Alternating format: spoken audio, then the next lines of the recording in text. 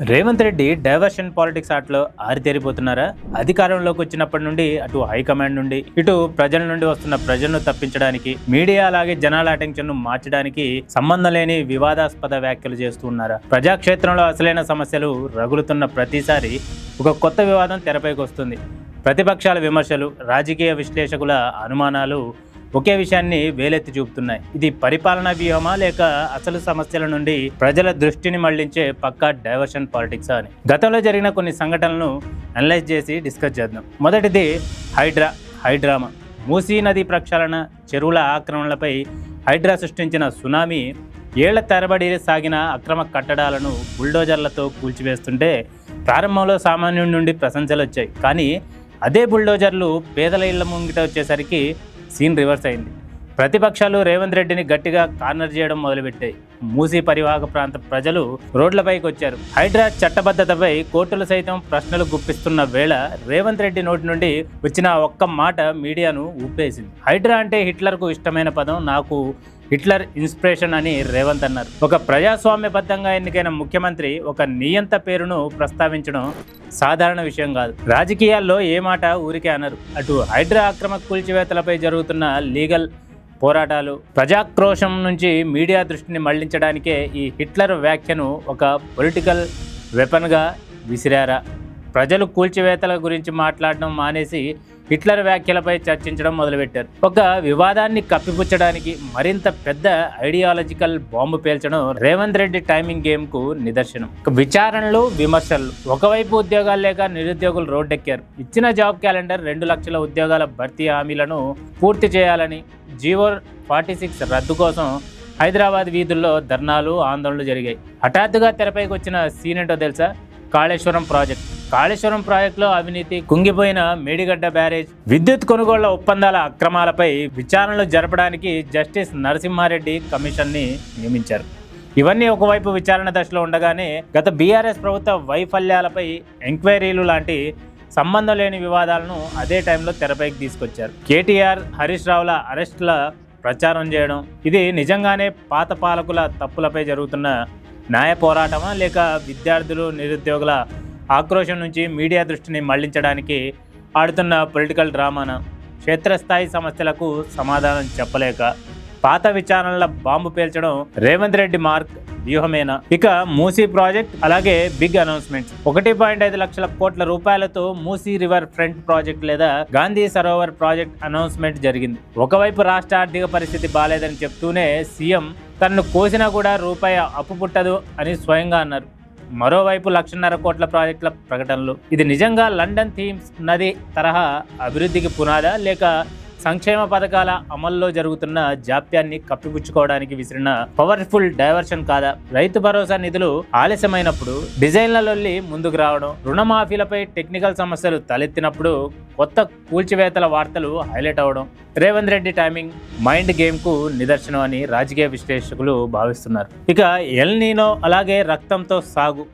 6 నెలలుగా వాతావరణ శాఖ అధికారులు దేశాన్ని ఎల్ నీనో ముంచేస్తోందని హెచ్చరిస్తూనే ఉంది. వర్షాలు లేక విత్తిన విత్తనాలు భూముల్లోనే ఎండిపోతున్నాయి. అదృష్టం కొద్దీ మహారాష్ట్రలో కురిసిన భారీ వర్షాలకు గోదావరి నదిలో వరద ప్రవాహంతో నీళ్లు ఉప్పొంగాయి. కొద్దిగా ఆలోచించి మేడిగడ్డ వద్ద నీళ్లను ఒడిసి పట్టుకొని ఉంటే తెలంగాణలో లక్షల ఎకరాలకు సాగునీరు అందేది. అలా చేయకపోగా రైతుల పరిస్థితి ఏంటి, పంటలు ఎలా పండుతాయి అని ప్రతిపక్ష నాయకులు ప్రశ్నిస్తే ముఖ్యమంత్రి ఇచ్చిన సమాధానం ఏంటో తెలుసా? బీఆర్ఎస్ నాయకులను కోసి వాళ్ళ రక్తం చల్లితే పంటలు అవే పండుతాయి. ఈ కామెంట్ క్షేత్రస్థాయిలో ఉన్న రైతులకు తీవ్ర ఆగ్రహాన్ని తెప్పించింది. ఒడిసి పట్టలేక వెళ్ళిపోయిన నీళ్ల గురించి మర్చిపోయిన రైతులు సీఎం చేసిన కామెంట్లపై పడ్డారు. రైతు సంక్షోభం పీక్ స్టేజ్లో ఉన్నప్పుడల్లా ఇలాంటి పవర్ఫుల్ డ్రామాటిక్ డైలాగ్స్తో అసలు సమస్యను పక్కదారి పట్టించడం రేవంత్ నయా స్ట్రాటజీ అనే చర్చ సాగుతోంది. 5,000 పోస్టర్ నోటిఫికేషన్, అలాగే 21 ఏళ్లకే ఎమ్మెల్యేగా పోటీ అనే వార్త. రాష్ట్ర పోలీస్ పోస్టుల పెంపు కోసం హైదరాబాద్ వీధుల్లో నిరుద్యోగులు మహాధర్నాలు జరిగాయి. కేవలం 5,000 ఉద్యోగాల భర్తీకి నోటిఫికేషన్ ఇచ్చింది రేవంత్ ప్రభుత్వం. వీటిని 20,000కు పెంచాలని ఒకవైపు డిమాండ్ చేస్తున్నారు తెలంగాణ నిరుద్యోగులు. సరిగ్గా ఇదే టైంలో నీట్ పేపర్ లీక్పై ఢిల్లీలో యువత ప్రొటెస్ట్ చేస్తుంది. ఎట్టకేలకు జంజీల డిమాండ్తో కేంద్ర విద్యాశాఖ మంత్రి రాజీనామా చేశారు. దీన్ని కాంగ్రెస్ మెల్లగా వారి ఖాతాలోకి వేసుకునే ప్రయత్నం చేసుకుంది.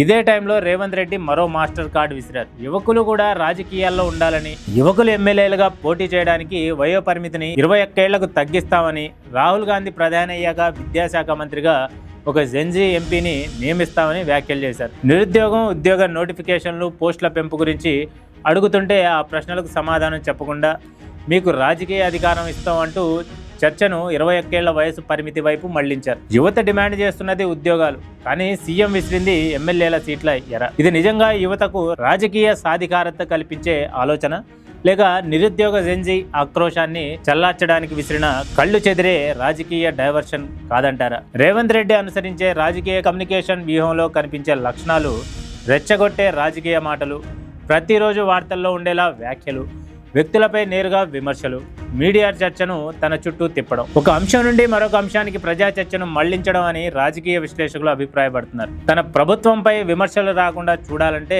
ప్రతిపక్షాన్ని ఎప్పుడూ డిఫెన్స్ లో పెట్టాలి, లేదా నన్ను కోసినా రూపాయి పుట్టదు, పండబెట్టి తొక్కుతా, పేగులు మెళ్ళలో వేసుకుంటా, మూసిలో ముంచేస్తా అనే వివాదాస్పద భాష వాడడం, ప్రతిపక్ష నేతలను పర్సనల్ గా విమర్శించడం, మీడియా అటెన్షన్ ను డైవర్ట్ చేయడం కనిపిస్తూ ఉంటోందని విశ్లేషకులు చెబుతున్నారు. కానీ ఈ డైవర్షన్ పాలిటిక్స్ కు ఒక ఎక్స్పైరీ డేట్ ఉంటుంది.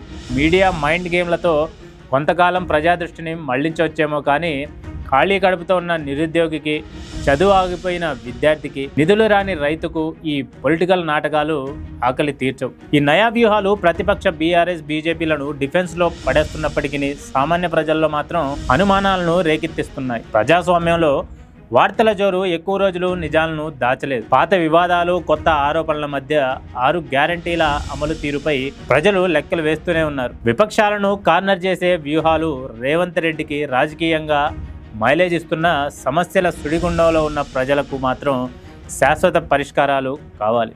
మరి ఈ డైవర్షన్ పాలిటిక్స్తోనే రేవంత్ రెడ్డి కాలం గడిపేస్తారా, లేక క్షేత్రస్థాయి సమస్యలను పరిష్కరించి నిజమైన జననాయకుడు అనిపించుకుంటారా?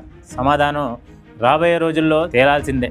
ఈ పొలిటికల్ అనాలిసిస్పై మీ అభిప్రాయాన్ని కింద కామెంట్ చేయండి. ఈ వీడియో నచ్చితే లైక్ చేయండి, షేర్ చేయండి. ఇలాంటి మరిన్ని పవర్ఫుల్ పొలిటికల్ డాక్యుమెంటరీల కోసం మా 3TV నెట్వర్క్ను సబ్స్క్రైబ్ చేసుకోవడం మర్చిపోకండి. ఇది ఇవాల్టి story. This is Riyaz signing off.